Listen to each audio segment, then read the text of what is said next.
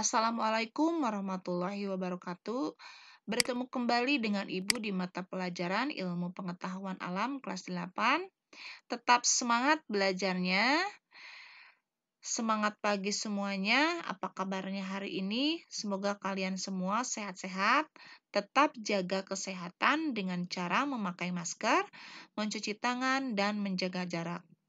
Hari ini materi yang akan Ibu bahas yaitu tentang aplikasi konsep tekanan zat pada makhluk hidup. Kompetensi dasarnya menjelaskan tekanan zat dan penerapannya dalam kehidupan sehari-hari, termasuk tekanan darah, osmosis, dan kapilaritas jaringan angkut pada tumbuhan. Adapun tujuan pembelajarannya, Ibu harapkan kalian dapat menjelaskan aplikasi konsep tekanan zat pada makhluk hidup. Aplikasi konsep tekanan zat pada makhluk hidup yang pertama kita bahas, pengangkutan air dan nutrisi pada tumbuhan. Masih ingatkah kalian berkas pengangkutan pada tumbuhan? Ayo yang siapa yang bisa menjawab? Ini sudah kita bahas di materi kelas 7 ya. Berkas pengangkut pada tumbuhan yaitu xilem dan phloem. Xilem dan phloem adalah jaringan seperti tabung yang berperan dalam sistem pengangkutan.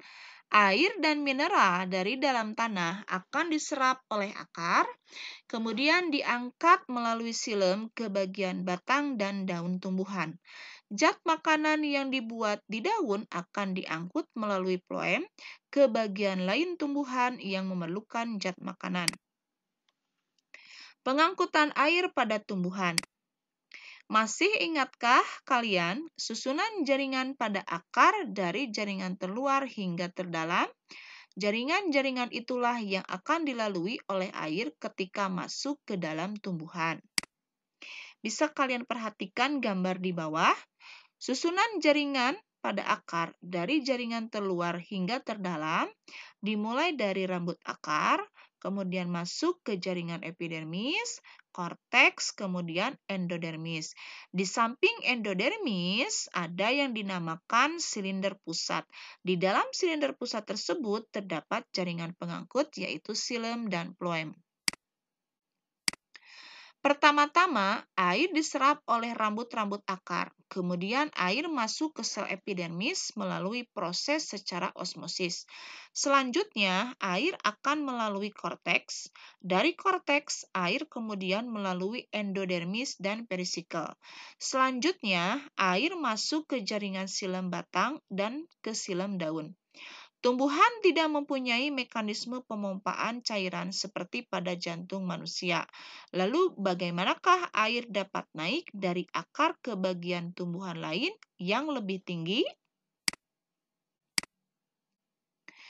Air dapat diangkut naik dari akar ke bagian tumbuhan lain yang lebih tinggi dan diedarkan ke seluruh tubuh tumbuhan karena adanya daya kapilaritas batang. Sifat ini seperti yang terdapat pada pipa kapiler. Pipa kapiler memiliki bentuk yang hampir menyerupai sedotan, akan tetapi diameternya sangat kecil. Apabila salah satu ujung pipa kapiler dimasukkan ke dalam air yang berada pada pipa tersebut akan lebih tinggi daripada air yang berada di sekitar pipa kapiler. Begitu pula pada batang tanaman, air yang berada pada batang tanaman akan lebih tinggi apabila dibanding dengan air yang berada pada tanah. Daya kapilaritas batang dipengaruhi oleh adanya gaya kohesi dan adesi. Kohesi adalah kecenderungan suatu molekul untuk dapat berikatan dengan molekul lain yang sejenis. Sedangkan adesi adalah kecenderungan suatu molekul untuk dapat berikatan dengan molekul lain yang tidak sejenis. Nah, bisa kita bedakan kalau kohesi gaya tarik-menarik antar molekul yang sejenis, sedangkan kalau adesi gaya tarik-menarik antar molekul yang tidak sejenis. Sehingga melalui gaya adesi, molekul air membentuk ikatan yang lemah dengan dinding pembuluh. Melalui gaya kohesi akan terjadi ikatan antara satu molekul air dengan molekul air lainnya. Hal ini akan menyebabkan terjadinya tarik-menarik antara molekul air yang satu dengan molekul air lainnya di sepanjang pembuluh silem.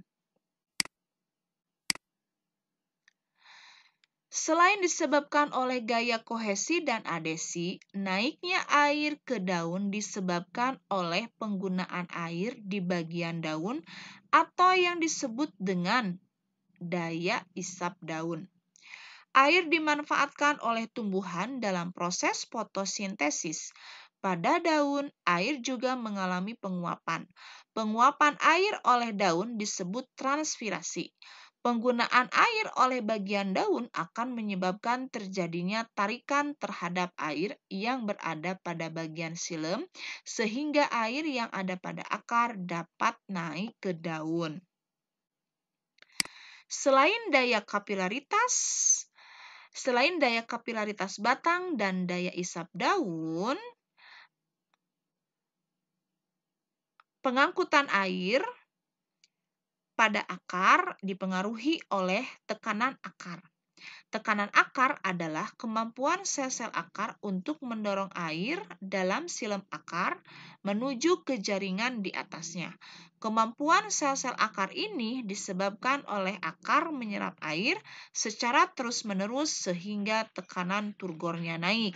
Nah, dapat kita simpulkan bahwa pengangkutan air pada tumbuhan dipengaruhi oleh 3 faktor. Yang pertama, daya kapilaritas batang, kedua, daya isap daun, dan yang ketiga adalah tekanan akar. Yang kedua, pengangkutan nutrisi pada tumbuhan. Semua bagian tumbuhan, baik itu akar, batang, dan daun, dan bagian lainnya memerlukan nutrisi. Agar kebutuhan nutrisi di setiap bagian tumbuhan terpenuhi, maka dibutuhkan suatu proses pengangkutan nutrisi hasil fotosintesis berupa gula dan asam amino ke seluruh tubuh tumbuhan.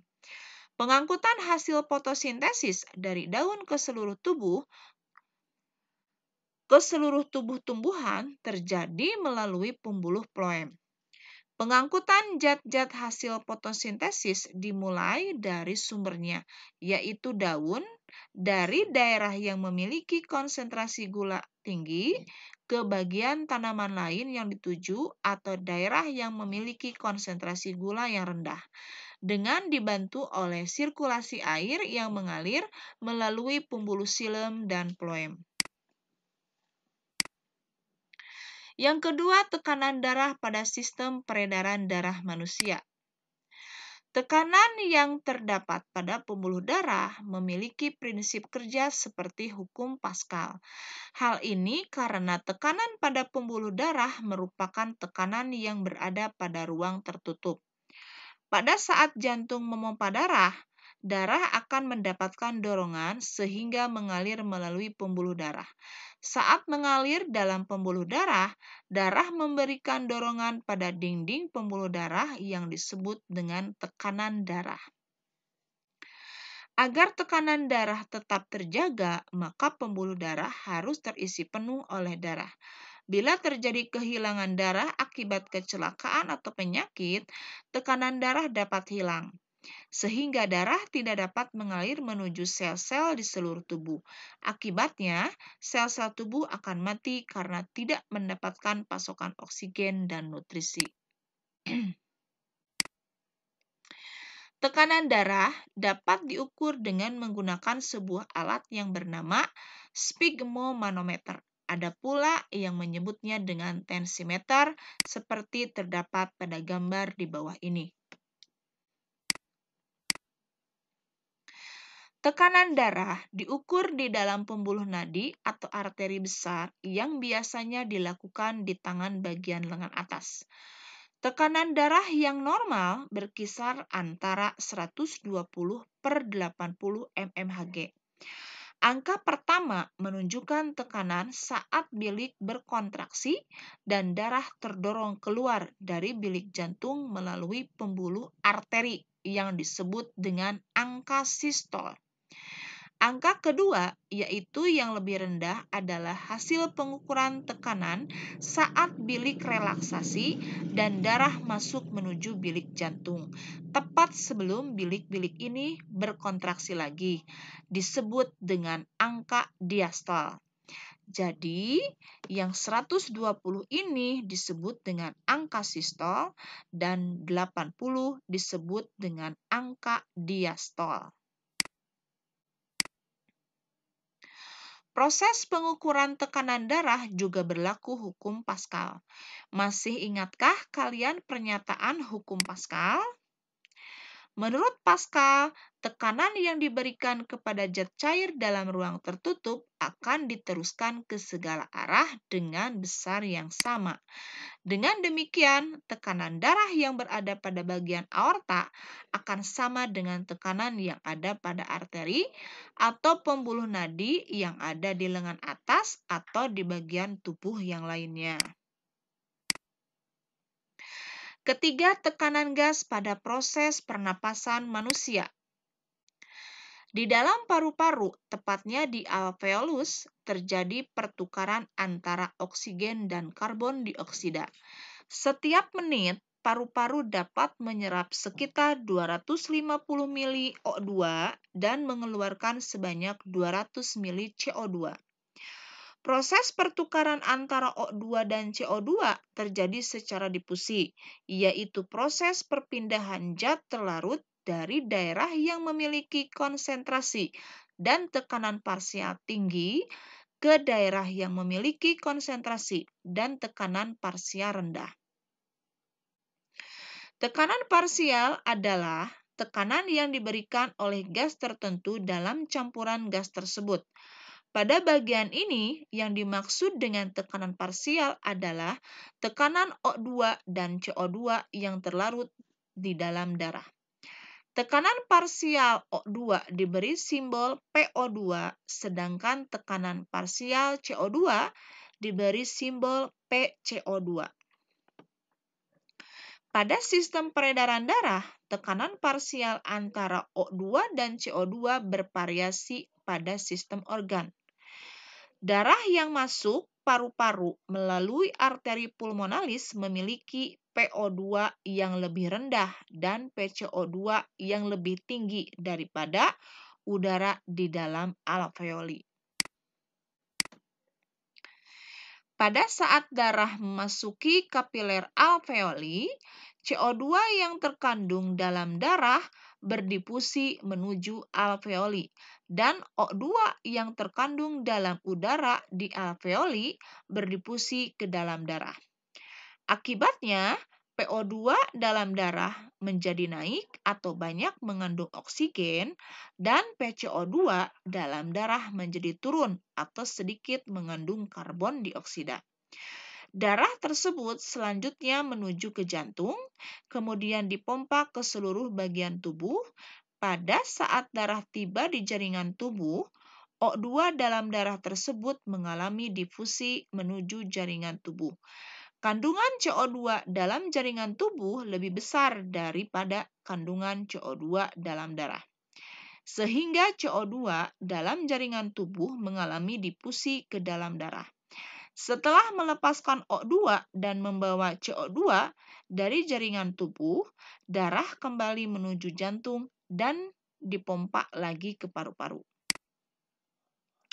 Alhamdulillah materinya sudah selesai. Silahkan seperti biasa kalian kerjakan kuisnya dan jawab di kolom komentar. Kemudian untuk tugas proyeknya kalian lakukan praktikumnya di rumah dengan judul uji coba proses transportasi tanaman tumbuhan pacar air. Kemudian alat dan bahan yang harus kalian siapkan. Yang pertama botol mineral, ada pisau atau silet, ada tumbuhan atau tanaman pacar air, ada pewarna atau ontan merah, kemudian air dan stopwatch atau jam tangan. Langkah kerjanya, yang pertama kalian siapkan 2 tanaman pacar air dengan ukuran dan jumlah daun yang sama. Kemudian Langkah kedua, hilangkan daun-daun dari salah satu tanaman. Kemudian yang ketiga, potonglah salah satu akar tanaman dan masukkan ke dalam stoples atau botol mineral yang sudah berisi air yang tercampur dengan pewarna. Kemudian oleh kalian amati selama 1 jam. Setelah 1 jam, amatilah tangkai, daun, dan batang kedua tanaman tersebut. Kemudian kalian buat hasil pengamatannya. Setelah itu kalian jawab pertanyaannya. Untuk laporan tugas proyek ini, kalian buat dalam bentuk video. Kalian jelaskan dari judul sampai ke pertanyaan ya. Ibu tunggu videonya paling lambat besok. Untuk hari ini dicukupkan sekian. Ketemu lagi minggu depan. Wassalamualaikum warahmatullahi wabarakatuh.